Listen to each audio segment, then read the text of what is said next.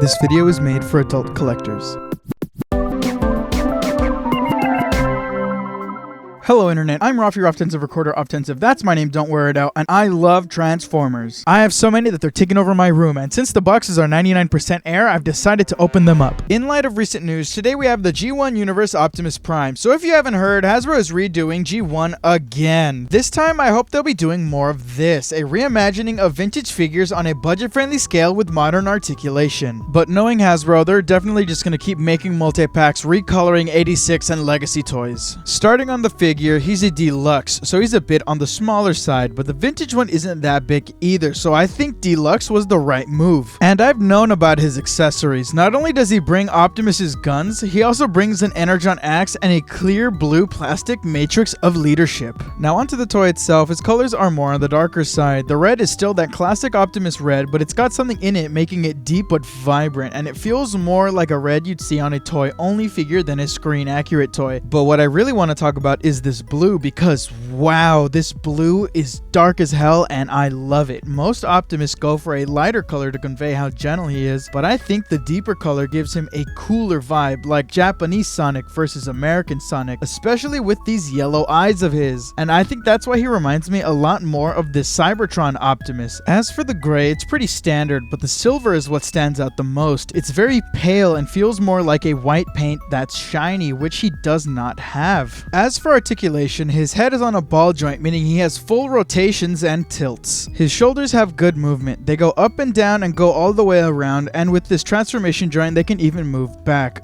Then also the smokestacks are removable, so you can spin them around in the little peg for more clearance. He has a simple elbow that also serves as a bicep swivel. And unfortunately, he doesn't have a wrist swivel, so his hands are just kind of there. As for the middle, he does not have an ab crunch. He has a skirt that hides his waist and wheels on the side that do the same thing. His waist is very small but can spin all the way around and not crash into anything. His hips can only go up and down, but he has a thigh twist to fix that. As for the knees, they aren't really anything special. His foot on the other hand is pretty great. They can twist inward, they can spin around, and he has a toe bend. The articulation is something people compare a lot to with the missing link, but I don't really think it hinders the figure and it poses fantastically. Now it's time for the transformation, and it's as simple as you can get. First we tuck the head away, then we spin the arms around, then we flip the toes down, the thighs will click together, the whole body will drop down, next the shoulders will swing back and we'll bring the arms forward, but we're gonna leave them out. Then we clip the wheels down into the front bumper, and then finally the arms will clear the wheels and clip everything into place. The alt mode is great and it feels like such a toy, like it feels like it's just a regular toy truck or an oversized Hot Wheel. And if you haven't noticed, the wheels are made of rubber, and that is great, but if you don't know, Transformers have had an issue that I thought they fixed ages ago. The rubber that Hasbro uses for Transformers will eat other plastic and paint, which means that I've been really scared to have this guy around my other toys. And then there's the weapon storage. Something you might have noticed is that he does not bring a trailer, so his guns plug into the back of his legs with these pegs back here. But if you remember, the guns are this black paint over clear plastic, so that means the guns are too thick for these ports, causing stress on the plastic. And since it's a darker color, it is very noticeable. Then going back to robot mode is just so easy, so I've been swapping him back and forth over and over again like a fidget toy. Now it's time for the final verdict. I don't want the comparisons between the missing link and this one to affect the rating too much, but I only have two things on my mind, so I'm gonna give it a 7 out of 10. First things first is the eyes. They're either painted on or a plastic that isn't clear, which is weird because it has all the engineering for light piping. And something I didn't realize until just now as I'm doing the video is that on the back of the box he actually does have light piping, and it's the same clear plastic as the Energon axe, and it's disappointing because he has the same light piping that pokes out at the top like Siege Shockwave, and it glows in every direction. Next is the lack of a wrist swivel. I didn't want to include this one because it wasn't bugging me too hard, and I know that they were trying to keep it affordable, but I mean, if they can do it for Bumblebee, who is smaller and another deluxe, and the missing link can have them, I'm sure that a few extra days in the lab they could have figured it out. And finally, it's the rubber. there. At first I was super excited to have the rubber wheels and they felt special, but when I saw that someone on Instagram posted that their Legacy Sandstorm ate their masterpiece Bumblebee, I immediately put them in quarantine. But all of that aside, I'd highly recommend picking up this toy. This toy feels like a toy, not a collectible like Age of the Primes, Legacy, or 86, or like something vintage that I'll be afraid of breaking. Something I don't feel scared to play with, and I love him so much that I picked up the Magnus from Age of the Primes, and I think he is way better than Optimus. Is this biased because I like Magnus because my dad got me the vintage Magnus? Maybe, but not really.